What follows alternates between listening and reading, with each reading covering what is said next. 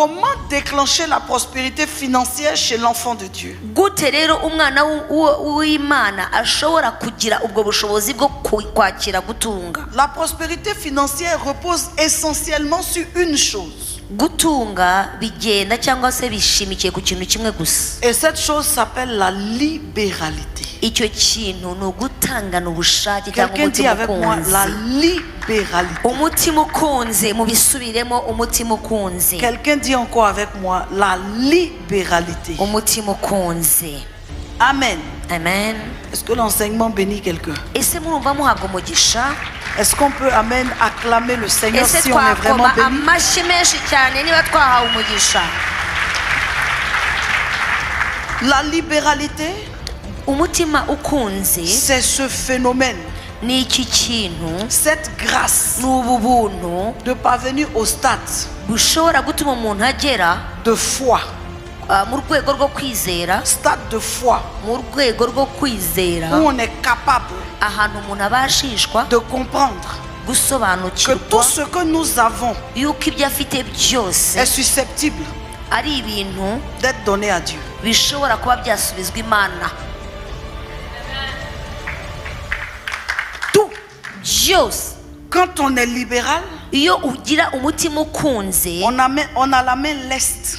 uza wumva amaboko yawe adeha, On a la main yoroshye. flexible. Wumva amaboko yawe Pour yoroshye Dieu, ku Mana, pour glorifier Dieu. kugira ngo Imana ihabwe On a la main icyubahiro. qui se relâche facilement. Urekura mu buryo bukoroheye, On a la main qui s'ouvre facilement. ubona ufungura ikiganza cyawe mu buryo Quand on est bukoroheye. libéral, Iyo ugira umutima ukunze on est gukora, capable ubasha de faire pour Dieu kuba wakorera ce que Imana d'autres hommes ne sont pas capables ibintu abandi bantu batabasha de faire kwikorera, pour Dieu.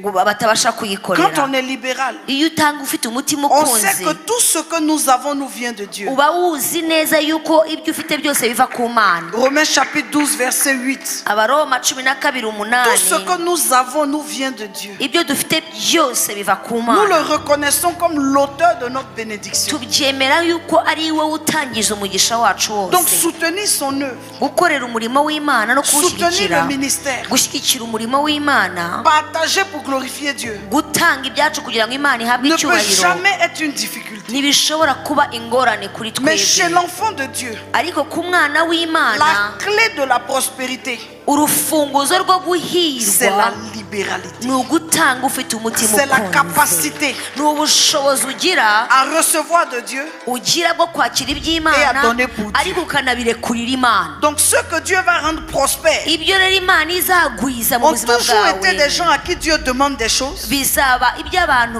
umuntu asaba et qui ne réfléchissent pas, ntibatekereze kabiri, qui donnent, agahita atanga, agahita arekura. qui font, c'est-à-dire c'est un niveau de confiance en Dieu qui est terrible. Ni abantu bizera Imana mu rwego rw'ubwiyahuzi. Vous parvenez à un stade de confiance en Dieu tel que vous savez que c'est lui qui m'a donné. Si je lui donne, il va me redonner. Ugera ahantu ubwira Imana cyangwa urekurira ibintu Imana ukavuga uti n'ubundi niyo mbivanaho n'ubundi niyo izabisubiza. Nous parlons de libéralité. Aho rero tuvuga gutangana umutima Ce n'est pas ukunze. facile. Ntabwo byoroha. C'est une dimension Ni spirituelle. urwego rwo mu mwuka umuntu ageraho. Parvenir au stade Kugera ku rwego de foi bwo kwizera où Dieu vous met à cœur. ahantu Imana igushyira mu De mutima donner.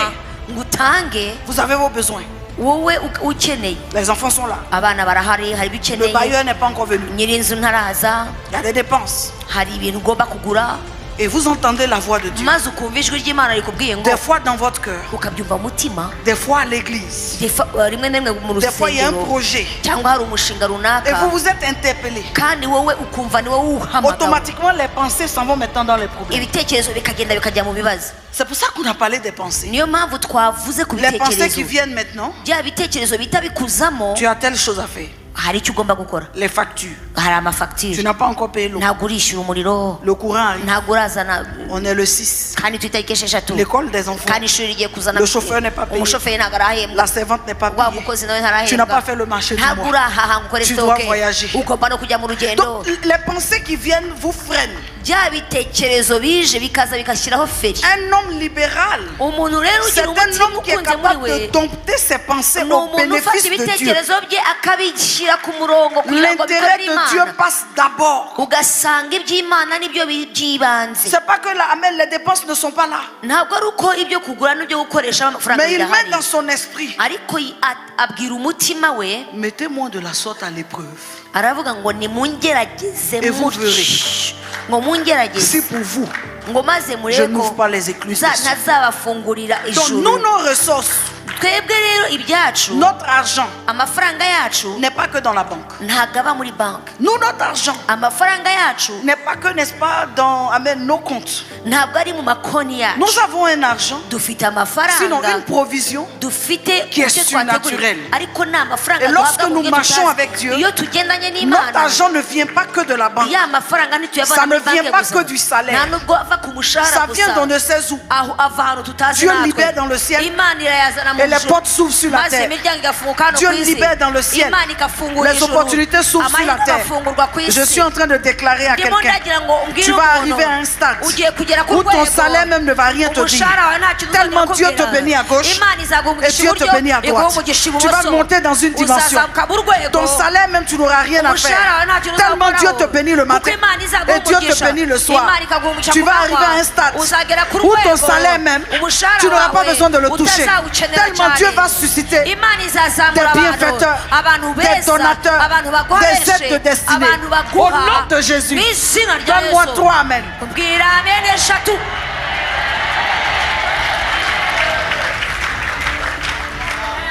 Haleluya. Le salaire, umushahara c'est pour les gens qui ne connaissent pas Dieu. n'uw'abantu bataramenya Imana. Vous et moi, Wowe nanjye nous vivons au-dessus du salaire. tubaho birenze iby'umushahara uduha. Parce que le salaire, c'est quoi? Kubera yuko umushahara ni iki? Quand on paye le loyer, Ni igihe wishyura inzu on paye y'ikode, les charges, ukishyura ibyo ugomba peu gukorera de byose, transport, ukishyura transport, un peu de pharmacie, ukishyura imiti, il n'y a rien.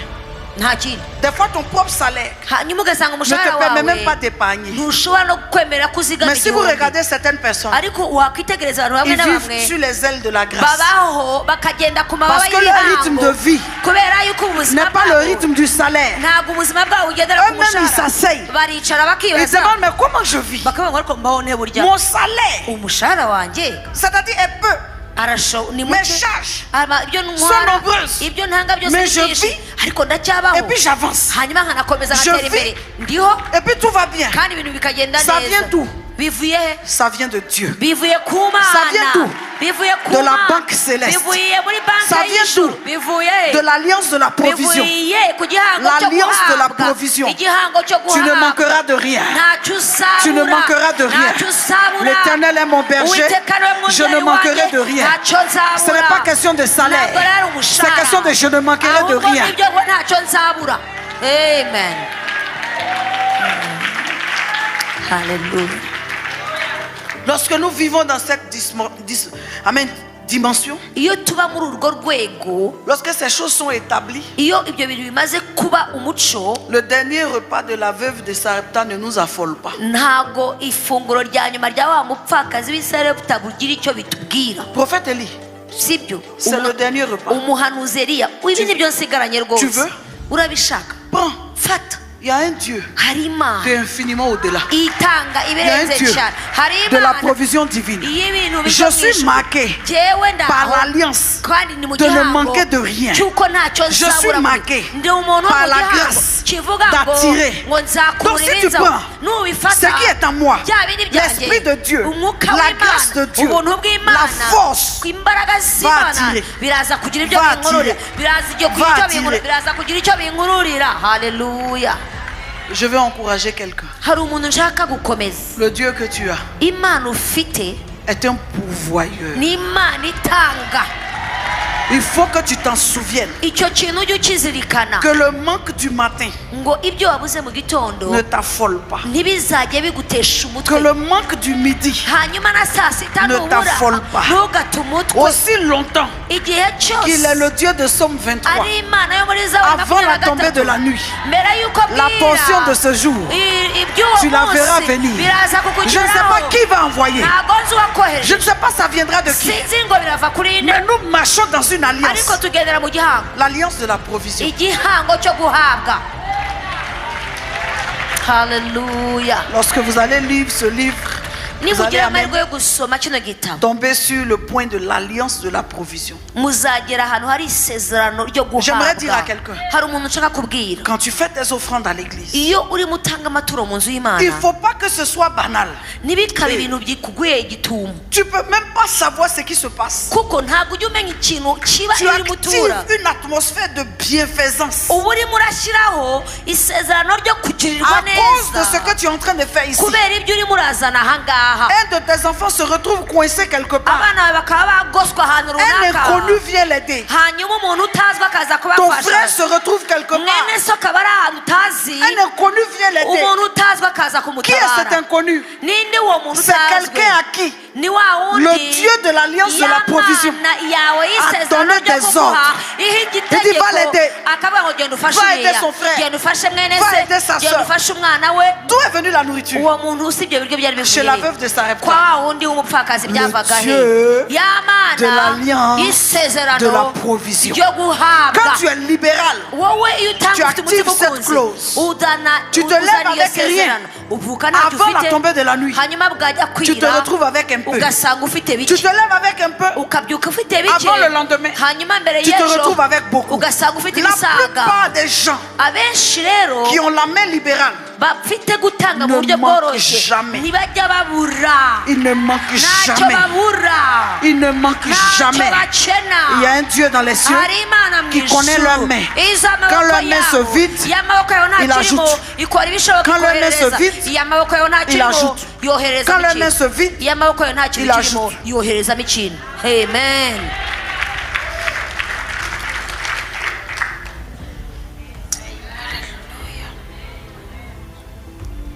la libéralité gutanga mu buryo bworoshye est une arme contre la pauvreté. ni intwari ikomeye irinda ubukene. Venir à l'église et puis donner. kuza mu nzu y'Imana ukaza J'aimerais ugatanga. que tu dises à ton voisin, personne n'est fou. reka nkubwire ikintu kimwe, mbwirira mugenzi wawe ngo nta musazi uri, nta muntu w'umusazi ubaho, Personne n'est fou. nta muntu w'umusazi ubaho. Ce que nous venons faire à l'église, ibyo tuza gukora aha nous avons compris twamenye ko le mystère qui est derrière. hari iyobera rikomeye inyuma yacu. Nous avons compris qu'il y a un twarabisobanukiwe mystère derrière. yuko hari iyobera, Rapidement, kandi twabyumvise mu buryo je veux bwihuse. dire, ndashaka kubabwira la libéralité repose sur 3 points essentiels. gutanga mu buryo bworoshye biva ku bintu bitatu by'ingenzi. Est-ce que mon enseignement bénit? ese murumva muhawe umugisha? Alléluia. Haleluya. J'avais commencé par dire comment déclencher la prospérité. navuze Pour déclencher la prospérité, il faut exercer la libéralité. kugira ngo umuntu abashe kugera aho abasha guhirwa no J'ai gutunga, expliqué ce que c'est agomba que la gutanga mu libéralité. buryo bworoshye. nabivuze uburyo bworoshye cyangwa se gutanga Et ukunze. maintenant, je suis en train de dire la libéralité. ubu rero urimo ndavuga Pour l'exercer, gutanga mu buryo il faut bworoshye. activer 3 points. uburyo umuntu abikora hari ingingo Le eshatu premier agenderaho. cya mbere Donner. ni ugutanga, Le deuxième point, icya kabiri apporter. ni ukuzana, Le troisième point, icya gatatu semer. Semer. kubiba. Toutefois que Dieu va dire à quelqu'un d'exercer la libéralité, c'est un de ces 3 verbes qu'il emploie. igihe cyose Imana igusaba gutangana umutima ukonze ibikubwiye ibyo bintu bitatu. Dans la Bible, muri Bibiliya Dieu ne dit pas à quelqu'un dépose. ntabwo Imana ivuga ngo terekaho, Il dit donne, iravuga ngo tanga, apporte, zana, sème. biba. Ça fait appel à ta volonté. ibyo ni ibintu bituma wowe ubikora ariko ku bushake bwawe. Ça fait appel à ta ni volonté. ibintu ukora ku bushake. Tu dois être volontaire. ugomba kuba ubishaka muri wowe. Donner gutanga ramène à l'idée de recevoir. Suivez très bien ces 3 points-là. gutanga biratujyana bikatugarura mu gihe cyo kuhabwa. Quand Dieu dit donner dans la Bible, iyo Imana ivuze gutanga muri Bibiliya, c'est une suggestion. iba igusunikiye cyangwa C'est un iguhamagaye, conseil. iba iguhaye inama. C'est un acte volontaire. ni ikintu ukora ubishaka. Si tu veux, tu donnes. nubishaka utange, Si tu veux, tu donnes pas. nubishaka ntutange. À la fin, on appréciera. hanyuma nyuma nibwo Mais Dieu dit azabishimwe. donner. ariko Imana iba C'est à yabisabye, toi de voir. ni wowe ubireba. Il dit dans 2 Corinthiens 9, verset 7. Abikorino ba kabiri 9:7 que chacun donne comme il a résolu dans son cœur. ngo buri wese atange uko yabyiyemeje mu mutima we. Il dit sans tristesse ni contrainte. ngo nta mubabaro nta Car Dieu kangononwa aime celui qui donne avec joie. kuko Imana ikunda batangana umutima ushatse. Donner est un acte volontaire. gutanga ufite umutima Je me ukunze, lève, urahaguruka je prends ma semence, ugafata imbuto yawe je donne. ukayitanga. Je me lève, urahaguruka je prends mon offrande, ngafata ituro je la ryanjye présente à Dieu nkarishira imbere Je remercie y'Imana, Dieu de m'avoir donné. nkashima Imana ko yanyemereye et je kubikora. lui dis dans ma prière, Seigneur, hanyuma nkavuga ngo quand mwishengesho je suis né, ngo mvuka il y a presque 50 ans, hashize imyaka 50, l'année prochaine, moi je vais fêter mon jubilé. umwaka utaha nzuza 50. Je dis, Seigneur, nzavuga ngo Mana, quand je naissais, igihe mvuka ma main était vide. ntacyo nari mfite mu Ma biganza. maman m'a pas montré une carte bancaire. Mama nta karita visa card yanyeretse. Ma maman m'a pas montré un chéquier. Mama nta na carnet de chèque Je yanyeretse. suis né les mains vides. naje nambaye Tout ce ubusa. que j'ai su cette terre, ibyo ndi ahangaha ku C'est grâce isi à toi que je l'ai ni eu. wowe c'est mbikesha, par ta grâce que je l'ai ni eu. ubuntu bwawe. Haleluya. Donc si tu me demandes, nubisaba rero je vais te donner. Mana nzabiguha, Parce que moi-même, kuko nanjye je ubwanjye suis venu les mains vides. naje mu biganza byawe, naje ntacyo mfite. Haleluya. Donner doit être volontaire. gutanga bigomba kuba ari ibintu Quand on by'ubushake. est encore dans l'église où pour donner, on doit bavarder. Donner, donner. Ça, c'est une église d'immature. C'est une église où les gens n'ont rien compris. Donner, c'est volontaire. On ne doit pas poursuivre quelqu'un pour donner. Quelqu'un qui a atteint la maturité avec Dieu, il donne. iyo uri umuntu wamaze kugera ku rugero rukwiriye, gutanga ntabwo barinda kuhinga kugira ngo uze utange ukunze. Mais est-ce qu'on doit demander pardon à un enfant pour s'occuper de ses parents? none se ubu ngubu umuntu yasaba umubyeyi kwita ku bana be Mais ça, cyangwa c'est umwana un kwita ku immature. babyeyi be? C'est un immature. uwo muntu wita ku babyeyi be Quand tu as atteint atabishaka la badakuze. maturité. iyo ukuze Et tu vois une belle maman comme ça qui est ta maman. ukabona umubyeyi nk'uyu ari we mama wawe, Mais qu'est-ce que tu fais? ukora iki? Tu t'occupes d'elle? umwitaho. Est-ce qu'on doit t'expliquer? Non. umuntu Viens agomba t'occuper de ta kugusobanurira maman. ukuntu umufata, ukuntu umwitaho gute se? Tu as la maturité. gukura ni ibyo. Donc, rero on ne doit pas supplier quelqu'un dans l'église pour donner. ntabwo umuntu wo mu rusengero bamwingingira gutanga. Quand il est mature, iyo akuze on lui donne les enseignements comme ça. baramwigisha En gutya. bon africain, il dit ah, umunyafurika aravuga ati et puis il change. ariko agahinduka. Donner est personnel. gutanga ni ibintu bya bwite, C'est pas collectif. ntabwo ari ibintu by'ishyirahamwe. Donner. On ne gutanga demande pas la permission de son voisin avec. ntabwo iyo ugiye gutanga usaba uburenganzira C'est personnel. mwicaranye. ni ibintu byawe Quand je viens à bwite. l'église, j'ai mon Yewe offrande. nza aha mfite Je ituro sais ce que je ryanjye. viens donner. nzi icyo nje gutanga. Je ne prends pas la vie de quelqu'un. ntabwo rero nshaka kubaza undi muntu niba ndi buture cyangwa ntabitura. Philippiens chapitre 4. Abafilipi 4, Notez les versets. Verset iyo 10. mirongo muyandike 4:10. Et Abafilipi 19. 4:10. Donner est personnel. gutanga ni ibintu by'umuntu ku Écoutez-moi, giti cye. donner procure le bonheur. gutanga bitanga umunezero. Les gens qui ont atteint un niveau spirituel, quand tu donnes, tu es heureux. abantu bageze mu rwego rumwe rwo mu mwuka, Regarde iyo comment- atanze arishima koko. Les mamans étaient heureuses de me donner tout à wabonye l'heure. ababyeyi aha ukuntu gutanga ari ibyishimo. Regarde ce que ça a créé dans l'atmosphère. urabona ukuntu byatumye ibintu bisa naho binyeganyega ahangaha. Quand maman apôtre les a appelés, elles ne sont pas fâchées. mama abahamagaye nta Elles n'ont waje pas murmuré, arakaye, elles sont venues. baje bose. Des mamans, abamama elles ont dit il faut qu'on honore la servante. baravuga ngo turashaka guhereza icyubahiro umukozi Donner w'Imana. procure le bonheur. Le gutanga jour où bitanga quelqu'un ibyishimo. doit te donner et que son visage est serré, il ne faut pas prendre. reka nkubwire, umuntu najya kuguha ukabona gufunganya isura azagumana ibye. Il n'a qu'à garder. azabisubirane. Parce que Dieu n'aime pas sa maman. ntago Dieu n'aime pas. kubera ko Imana ntabwo ikunda ibyo. Un don qui n'est pas fait de bon cœur, Dieu n'aime pas. impano idatanganye umutima ukunze Imana ntiyishima. Il ne faut pas mépriser les gens en donnant. ni rero nimukajya musuzugura abantu ngo Il ne faut muraba, pas mépriser l'église en donnant. ntimugasuzugure itorero ngo mwarihaye. Quand tu donnes, donne avec humilité, donne doucement. nutanga ujye utanga n'umutima ukunze kandi uciye bugufi. haleluya. Il ne faut pas donner comme si sans toi, ntugatange nk'aho ari uko on ne peut pas vivre. kuko ntugatange nk'aho nudatanga abantu bari bupfe. Tu veux donner, tu donnes bien.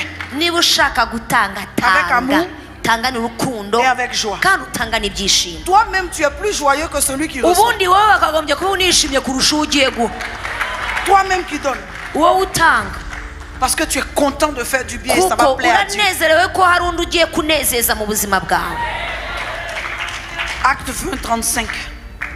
Ibyakozwe n'intumwa Acte 20, 35. 20:35. Il y a plus de bonheur à donner qu'à recevoir. ngo hari ibyishimo byinshi gutanga kurusha kwakira. Vous voyez? Murabibona? Donner rend Gutanga heureux. bituma umuntu Parce que yishima quiconque donne, kuko utanze wese là où il est assis, là, aho yicaye il doit savoir qui va recevoir. aba abizi neza yuko mbere yuko atanga Il agiye n'y a kwakira. personne qui est donné sans amène en retour recevoir. Ce n'est pas possible. Ntibibaho ko umuntu atanga ntazagire igihe agarurirwa. Ntibibaho. Le principe du donner ihame ryo gutanga est appuyé rishigikirwa sur le principe du recevoir. n'ihame ryo C'est la kwakira. même chose que s'aimer. ni ibintu bisa no kubiba. La Bible dit celui qui sème avec les larmes, Bibiliya itubwira ngo barira bagenda en revenant, iyo bagaruka Il est dans la joie. bazana imiba baseka. Pourquoi? kuki? tout ce qui te quitte kuko ikikuvuyeho dans le cyose principe de Dieu, mu ihame Ça va ry'Imana revenir. biragenda bigaruka. Ça va revenir. bizakugarukira. ça va revenir. Je bizakugarukira. déclare à quelqu'un nje tes kwamamaza ku offrandes muntu de cette année, ngo amaturo avant que l'année y'umwaka finisse, mbere y'uko umwaka je vois Dieu urangira te bénir ndabona Imana de iguha façon umugisha. spéciale. ndabona Imana iguha Tes umugisha dîmes et tes urenze. offrandes, ndabona toutes tes amaturo libéralités, kwa kundi watanze je vois ukunze. Dieu te bénir ndabona Imana iguha de umugisha façon mu exceptionnelle. buryo buteye ubwoba. Tu as fait du bien à des gens, wagiriye neza Ça va abantu revenir. bizakugarukira. Tu as fait du bien à des hari inconnus, umuntu wagiriye neza Ça va utazi revenir. bizakugarukira. Haleluya.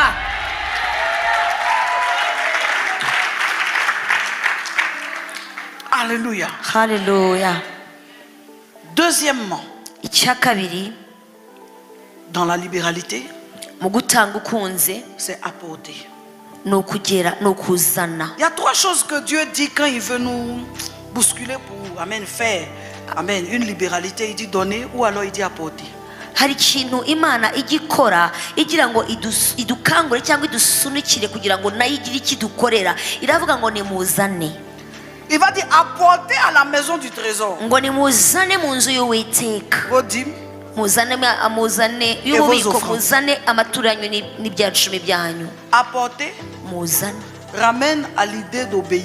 bigaragaza nanone yuko umuntu yubaha. Donner gutanga ramène à l'idée de l'acte volontaire. bigaragaza yuko umuntu yabikoze Mais abishatse. apporter ariko kuzana ramène à l'idée d'obéir. ni ukuvuga ngo C'est une yubashye. recommandation. ni ugusabwa C'est la ikintu dîme qu'on kumvira. apporte. tuzana Ce sont ibyacumi les byacu. prémices qu'on apporte. tuzana imiganura Sans yacu. obéissance, hatari kumvira no quelqu'un ne peut pas kubaha apporter. hari umuntu utabizana. Ah, il faut l'obéissance. hagomba kubaho kumvira kwinshi. Parce qu'apporter est toujours suivi de ce que tu dois apporter. kuko nimuzane bizana n'ibindi bintu ugiye kuzana. urazana iki? Donner est une recommandation. gutanga ni ugusabwa ni ukugirwa Mais apporter, inama. ariko Chaque nimuzane. fois qu'il est dit dans la Bible apporter, on te dit ce que tu dois apporter. iyo Or, des fois, bakubwiye ngo nimuzane bakubwira n'ibyo uri buzuzanye. tu n'as pas envie d'apporter. hari igihe rero uba udashaka kuzana. Il faut une dose d'obéissance. rero bisaba urugero runaka rwo kumvira. Il dit tu apporteras ta dîme. ngo uzazane icyacumi cyawe. Quand tu regardes dans ta main, wareba mu ntoki zawe c'est quand même 10%. ukavuga ngo ni 10%. Et il dit d'apporter. kandi yavuze ngo mukizane. Il dit tu apporteras l'offrande. ngo muzazana n'amaturo Et tu la poseras sur la table. ngo muyashyire ku ruhimbi. Ou tu la donneras au ngo sacrificateur. cyangwa se muyashyikirize umutambyi. Tu es assis et puis tu dis mais je dois apporter au juste pourquoi. ukicara ukatangira kwibaza ngo ariko harya ubundi ngo nzanzaba mbizana kugira ngo bigende bite.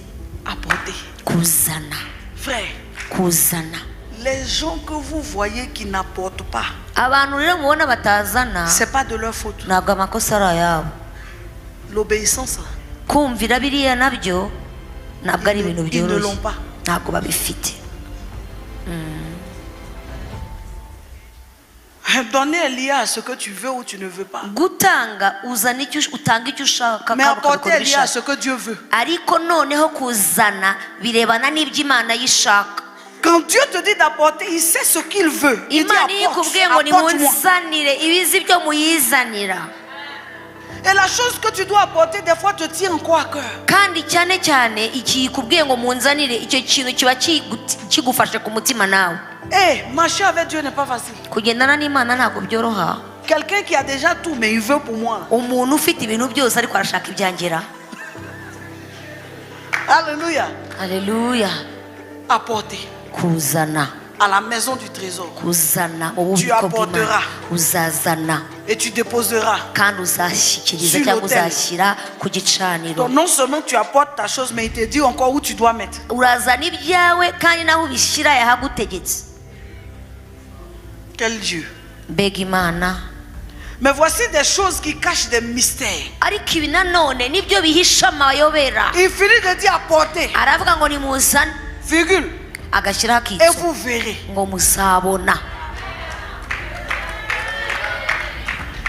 En d'autres termes, chaque fois que tu obéis, mu yandi magambo igihe cyose wumviye verras. uzajya ubona. tu obéis, uzajya Tu verras. ubona uzajya Tu ureba obéis. uzumvira Tu verras. ubone tu donnes, utange tu recevras. wakire. Tu obéis, ariko wumvire Tu verras. ubone tu obéis. wumvire Tu verras. ubone. Je veux dire à quelqu'un, reka mbabwire rero, si Dieu te demande d'apporter, Imana nigusaba kuzana fais un effort sur toi. ndakwinginze uzisubiremo unishyiremo akabaraga.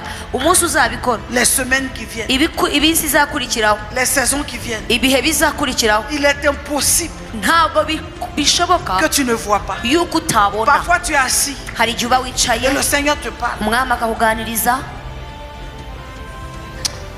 et tu fais comme tu n'as pas entendu. bigasa naho nta n'ibyo wumvise, Parce que ce qu'il dit est un peu fort. kubera yuko ushaka kuvuga ngo Et ntabwo la ari, parole est insistante. ariko ijambo Et c'est rigatinda comme une force. bigasa n'imbaraga zigusunika. Tu prends ce que tu viens donner. ugafata ibyo ufite ukabizana.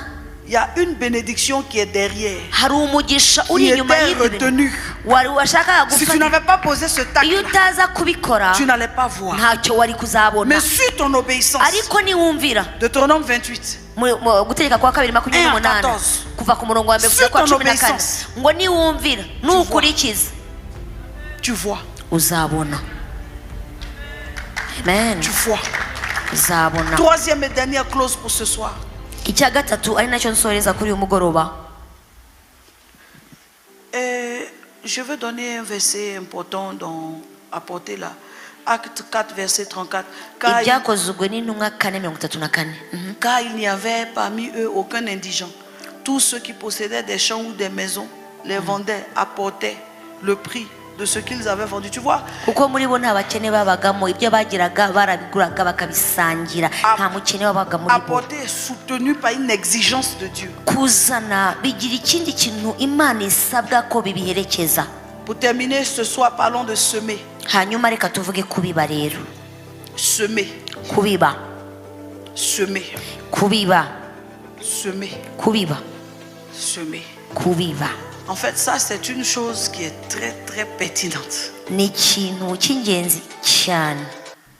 Tu vois quelqu'un qui a 12 sacs de grains d'arachide. ukabona umuntu afite imifuka 12 yuzuye ubunyobwa, Il sort avec les 12 sacs. agasohokana iyo mifuka ye, Il va les mettre en terre. akagenda akajya kuyibiba. En rentrant le soir, hanyuma yataha nimugoroba il n'y a plus rien. agasanga nta na kimwe gisigaye. Il va avec des sacs pleins. we yajyanye imifuka yuzuye Il revient avec des sacs vides. ariko akagaruka ntacyo azanye. Dans les 3 dispositions de la libéralité, muri bya bintu bitatu biranga gutanga ukunze, semer kubiba est la disposition la plus difficile. nicyo kintu kigora gishoboka. Parce que tu mets en terre kuko uba ugiye gutaba, et maintenant tu es confronté à l'improbabilité. hanyuma noneho wamara no gutaba ugasigara ufite gushidikanya kwinshi muri Est-ce que wowe. ça va venir? ukavuga ngo ese bizamera, Ça dépend de la pluie. bizaterwa n'imvura uko izagwa. Est-ce que ça va venir? ese bizamera, Ça dépend de la terre. bizaterwa n'ubutaka uko bwari bumeze. Est-ce que ça va venir? ese bizamera, Si les oiseaux n'ont pas ese pillé, inyoni nisaza ngo zibiri. est-ce que ça va venir? ese bizamera. Tu sais pas quand. ntumenye igihe, Tu sais urabiba et tu vas t'asseoir. hanyuma ukagenda ukicara Tu cherches un cure-dent hanyuma ugashaka ka et tu kirida commences à te curer les dents ugatangira kujya wihaganyura en attendant. utegereje.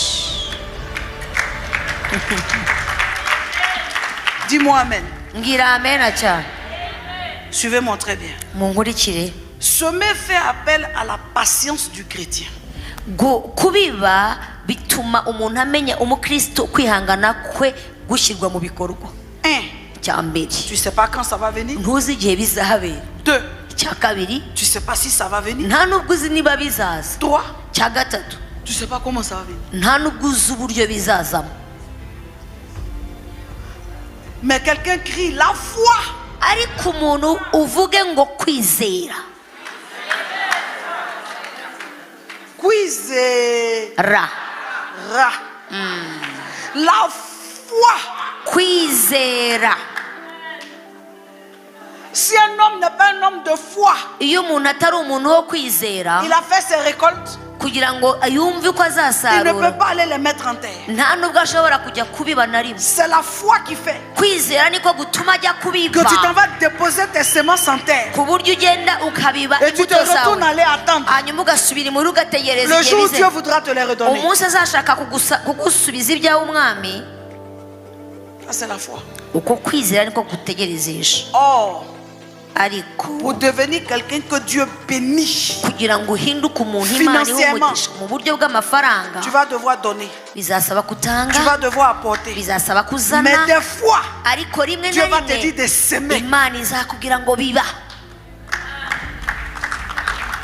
Va faire une semence. Ugomba kubiba. Il dit va faire une semence. Izavuga ngo genda ubibe.